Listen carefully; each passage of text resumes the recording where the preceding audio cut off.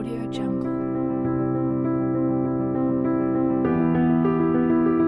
Pangeran Diponegoro dikenal sebagai pahlawan nasional, pemimpin Perang Jawa yang berlangsung selama 5 tahun. Perang ini dilakukan untuk melawan Belanda. Pangeran Diponegoro adalah pahlawan nasional yang memperjuangkan kemerdekaan Indonesia. Beliau lahir pada tanggal 11 November 1785 di Yogyakarta dengan nama asli Raden Mas Ontowiryo. Putra dari Sri Sultan Hamengkubuwono III ini menjadi salah satu pahlawan yang cukup dikenal sebagai pemimpin Perang Diponegoro. Pangeran Diponegoro memimpin perang untuk mendapatkan keadilan dari sikap penjajah Belanda yang melakukan penindasan kala itu. Sebelum perang dimulai, pada 20 Juli 1825, pihak istana mengutus 2 bupati untuk memimpin pasukan Jawa Belanda. 2 bupati tersebut diminta menangkap Pangeran Diponegoro dan mengkebumi di Tegalrejo. Kediaman Pangeran Diponegoro dirusak dan terbakar, namun keluarga dan pasukan bergerak ke arah barat untuk menyelamatkan diri. Mereka sampai di desa Dekso, Kabupaten Kulon Progo. Sampai kemudian perjalanan diteruskan ke arah selatan. Pangeran Diponegoro kemudian pindah ke daerah perbukitan Selarong. Beliau menjadikan Gua Selarong sebagai markas besar.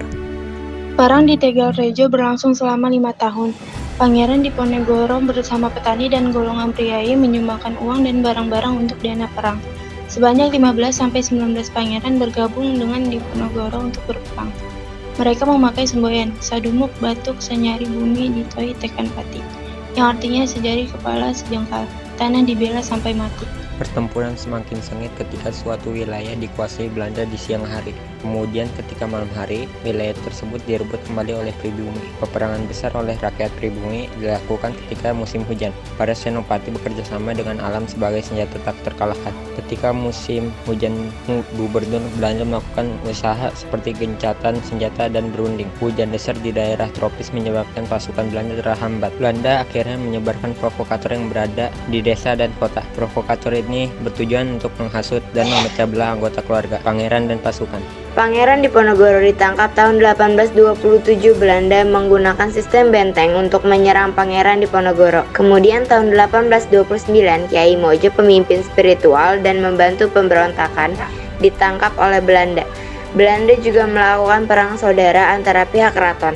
Hal ini membuat beberapa orang berpihak pada Diponegoro dan ada yang melawan. Kemudian pada 28 Maret 1830, Jenderal de Kock berhasil menangkap pasukan Diponegoro di Magelang.